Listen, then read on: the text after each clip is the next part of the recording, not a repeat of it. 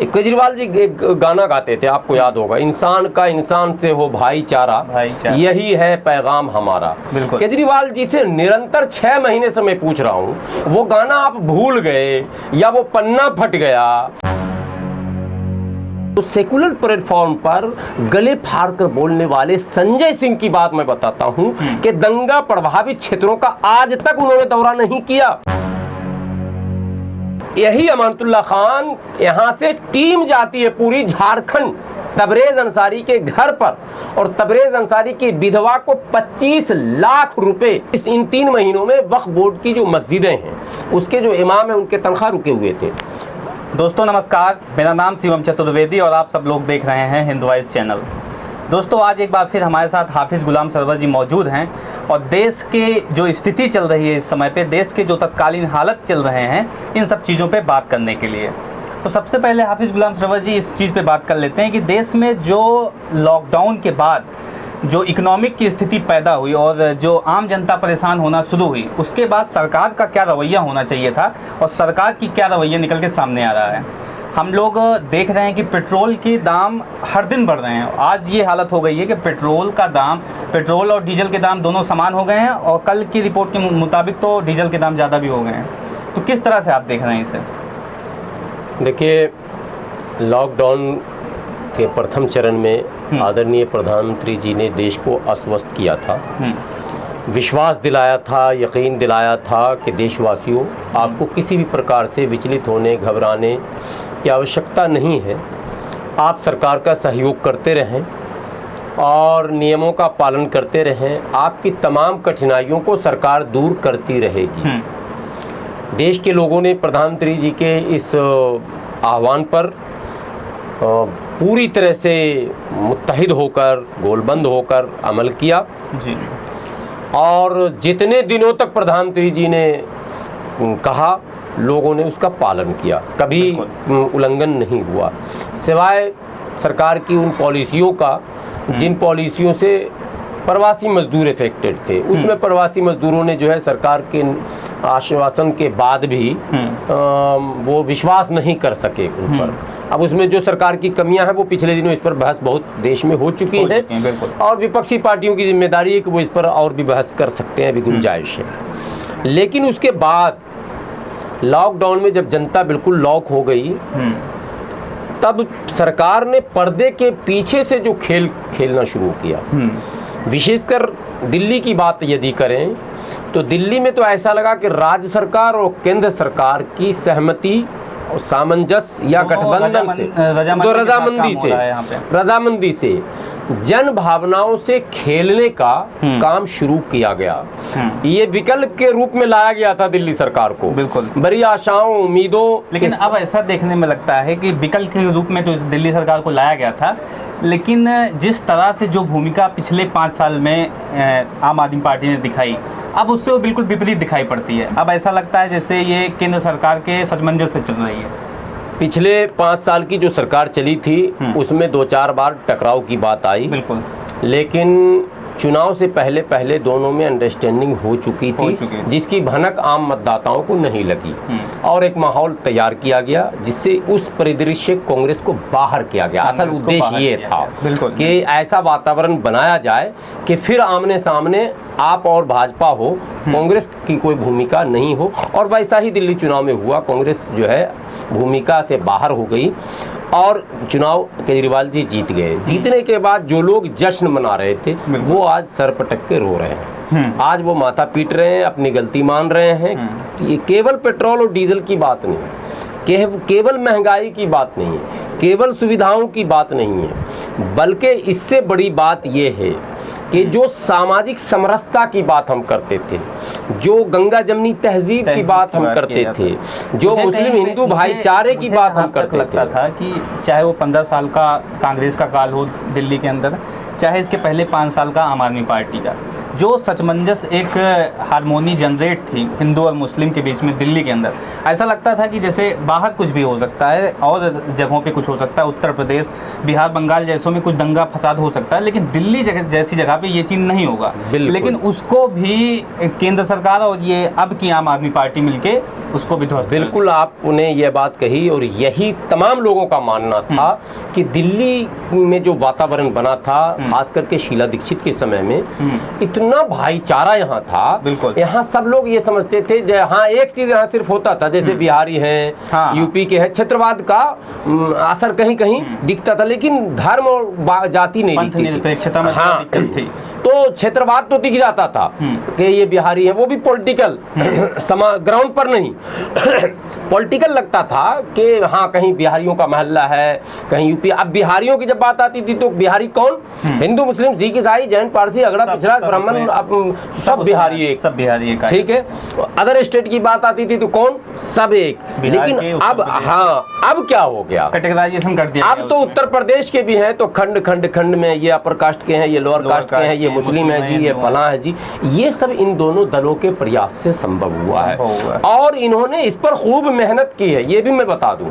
और इन्होंने लीडर भी उसी तरह से सेट किया है, भाषण भी उसी तरह का सेट किया है और बयान भी जो ये इनके लीडर देते हैं दोनों दलों के, तो वो समीकरण को सामने रख कर देते हैं कि वो माने केजरीवाल जी एक गाना गाते थे, आपको याद होगा, इंसान का इंसान से हो भाईचारा, यही है पैगाम हमारा। केजरीवाल जी से निरंतर 6 महीने से मैं पूछ रहा हूँ, वो गाना आप भूल गए या वो पन्ना फट गया या वो बुक जिस बुक में आपने ये देखा था वो बुक गुम हो गया, हुआ क्या?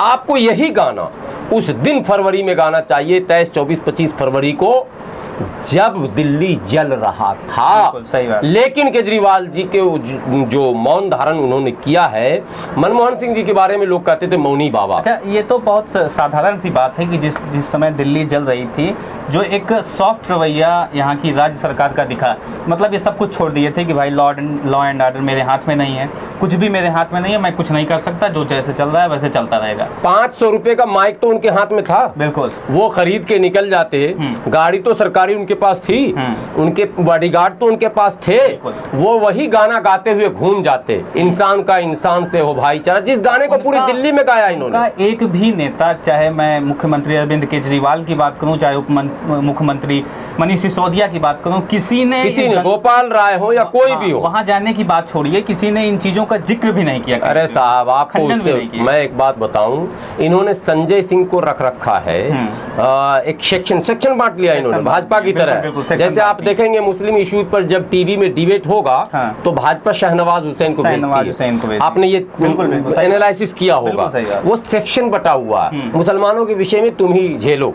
इसी तरह इन्होंने संजय सिंह को रखा है कि भाई सेकुलर माने प्लेटफॉर्म होगा तो संजय सिंह होंगे, ठीक है, और बनियों का प्लेटफॉर्म होगा तो बाकी लोग जाएंगे, तो हाँ वो सबको भेजेंगे। तो सेकुलर प्लेटफॉर्म पर गले फाड़ कर बोलने वाले संजय सिंह की बात मैं बताता हूं कि दंगा प्रभावित क्षेत्रों का आज तक उन्होंने दौरा नहीं किया। उनको रिपोर्टिंग करनी चाहिए थी, उनको डोर टू डोर जाना चाहिए था, कौन इफेक्टेड लोग हैं, प्रभावित लोग कौन हैं, क्यों है, और उस पर माने पॉइंट टू पॉइंट बात सार्वजनिक करनी चाहिए थी और अपने सरकार की पॉलिसी भी रखनी चाहिए थी कि हमारी सरकार ने इस अवसर पर ये किया और ये हम करने जा रहे हैं। जानते हैं क्या हुआ? एक बेचारा पहले लग रहा था मुझे सेक्शन बना हुआ है, अमानतुल्लाह खान, उसने कुछ कोशिश की, फिर वो वक्फ बोर्ड की तरफ से कुछ मदद की घोषणा किया, उसको वक्फ बोर्ड के चेयरमैन पद से हटा दिया गया, यानी एक अलार्म बजाई गई, चेतावनी दी गई। और जब वो सरेंडर कर गए तो कल परसों में उनको फिर से वक्फ बोर्ड का चेयरमैन, और सरेंडर कर गए, मैं जब बोल रहा हूं तो दमदार बात बोल रहा हूं, इसको समझिए, इसलिए कि वक्फ बोर्ड के चेयरमैन पद से हटाने के बाद से लेकर और रखने तक बीच में मैं बताना चाहता हूं, आप पत्रकार बंधु हैं, कहीं क्लिप मिल जाए तो मुझे दिखा देना, एक भी बयान अमानतुल्लाह खान का नहीं आया। बिल्कुल सही, मैं ये मेरा अपना निजी एनालिसिस है, आप पत्रकारिता करते हैं, आप फील्ड में रहते हैं, तो आप देखिए कि वक्फ बोर्ड के चेयरमैन पद से हटाने के बाद अमानतुल्लाह साहब को ये सवाल पूछना चाहिए था कि आपने मुझे क्यों हटाया। बिल्कुल। जब चुनाव बाद हटाए भी हैं तो फिर किस आधार पे उनको फिर से नियुक्त क्यों किया, दोनों बातें हैं। दोनों बातें। तो जब ये सवाल केजरीवाल जी से किसी ने किया कि क्यों हटाया, तो उन्होंने कहा कि एक प्रक्रिया है, सरकार फिर से बनी है तो वो भंग की जाएगी कमेटी और फिर से चुना जाएगा। अरे प्रक्रिया तो सरकार बनने में भी है, जब चुनाव होता है तो सरकार भंग हो जाती है, फिर जब विश्वास प्राप्त आप करते हैं तो फिर से आप क्या कहते हैं, ओथ लेते हैं आप मुख्यमंत्री की। फिर से आपने शपथ ली कि नहीं ली, क्यों ली शपथ? तो आपका जितना मंत्रिमंडल था वो कंटिन्यू हो गया और वक्फ बोर्ड के चेयरमैन में जो है 2 महीने का गैप, 2-3 महीने का गैप। क्यों जानते हैं? इन 3 महीनों में वक्फ बोर्ड की जो मस्जिदें हैं उसके जो इमाम हैं उनके तनख्वाह रुके हुए थे।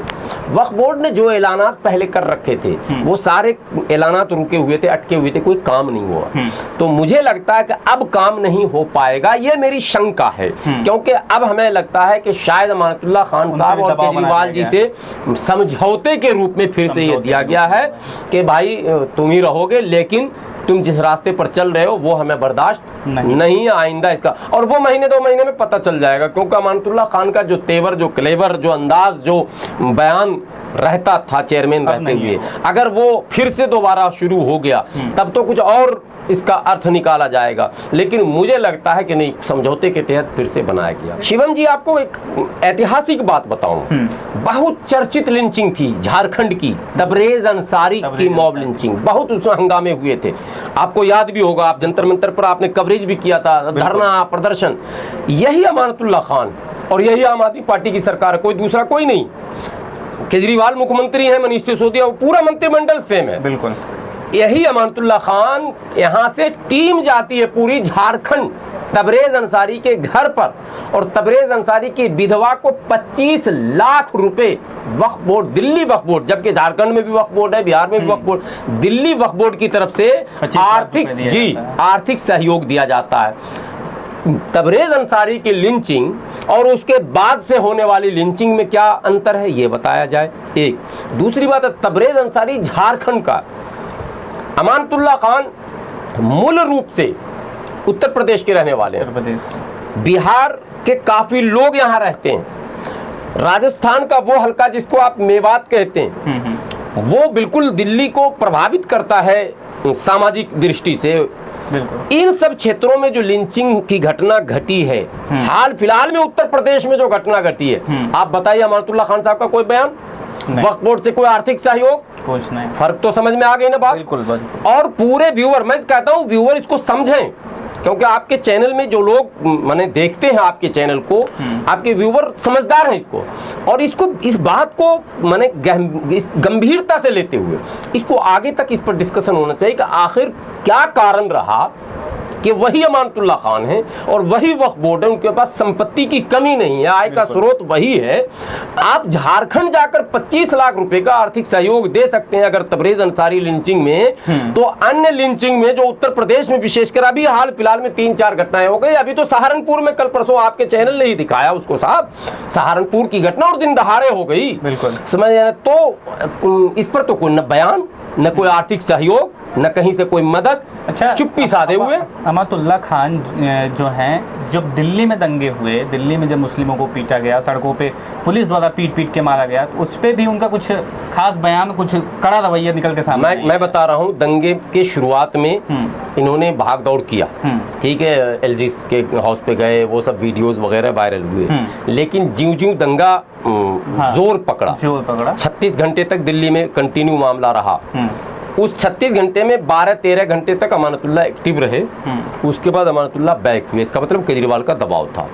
लेकिन दंगे के बाद जो रिलीफ का काम होता है, कंपनसेशन का काम होता है, या फिर दिलासा दिलाने का, जिन्होंने अपने बच्चे खोए, जिन्होंने अपने बाप को खो दिया, अपने पिता खो दिया, अपनी बच्ची खो दी, अपनी पत्नी खो दी, अपना सहारा खो दिया, मकानात जला दिए गए, आप उनसे मिलने जाएंगे या नहीं जाएंगे? बिल्कुल, मिलना ही एक सहारा होता। ना तो कंपनसेशन 40 या 50 हज़ार रुपये कंपनसेशन का ऐलान था, जो 3.5-4 महीने बाद कुछ लोगों को मिला है, कुछ को अभी भी नहीं मिला। आप लोगों को बीच बीच में वहाँ से रिपोर्ट भी करनी चाहिए थी लिस्ट निकाल कर। लेकिन उससे बड़ी बात यह है के सहारे के नाम पर एक हौसला होता कि हमारा भी कोई लीडर। अमानतुल्लाह को दिल्ली वालों ने अपना लीडर मानना शुरू कर दिया था। एक शेर है, बेबाक बोलता है, निडर है, डरता नहीं। लेकिन कहीं ना कहीं इतना बड़ा दबाव, आपको एक बात मैं बीच में मेंशन कराऊं, अमानतुल्लाह की दिलेरी का गलत फायदा केजरीवाल ने कैसे उठाया। और सिग्नेचर ब्रिज, मैं 1 मिनट में भूल जाऊंगा, सिग्नेचर ब्रिज का उद्घाटन हो रहा था। पहली गलती केजरीवाल की कि आपने स्थानीय संसद को निमंत्रण नहीं दिया, जो प्रोटोकॉल के खिलाफ है। लेकिन अगर वो आ गया तो उस पर हमले हो गए मनोज तिवारी पर। और हमले किससे हुए? अमानतुल्लाह खान न मनोज तिवारी के लोकसभा क्षेत्र में आते हैं, लोकसभा क्षेत्र में नहीं है, और न पथ निर्माण मंत्री हैं कि वो उनका कार्य क्षेत्र है ब्रिज और रोड। बिल्कुल, क्योंकि वो पीडब्ल्यूडी के तो मिनिस्टर थे नहीं, वो तो वक्फ बोर्ड के चेयरमैन थे।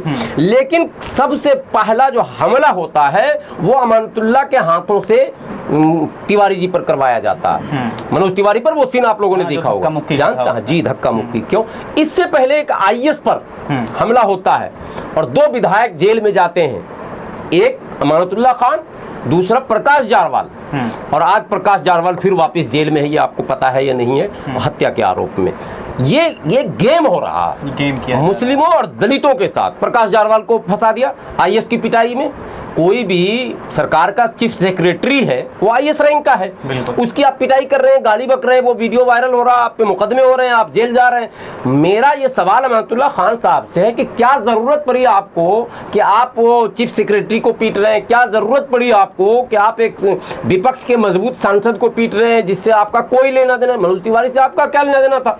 अगर इतना ही मामला था तो केजरीवाल जरा मार के दिखा देते, जरा सत्येंद्र जैन मार लेते, जरा मनीष सिसोदिया मार लेते, धक्का दे के देख लेते।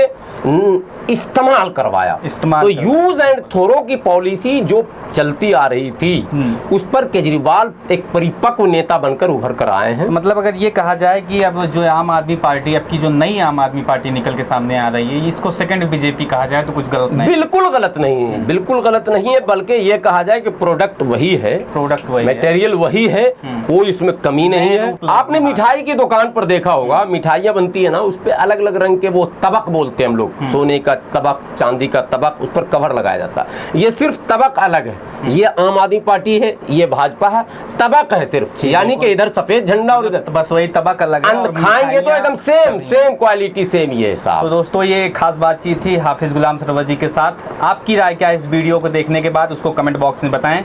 साथ ही साथ वीडियो को ज़्यादा से ज़्यादा शेयर करें और कमेंट बॉक्स में अपनी राय बताएं। और इस वीडियो को शेयर करें, चैनल को सब्सक्राइब करें और दूसरों से भी जरूर से जरूर चैनल को सब्सक्राइब करवाएं। मिलते हैं दोस्तों इसी तरह किसी और वीडियो के साथ, तब तक के लिए नमस्कार।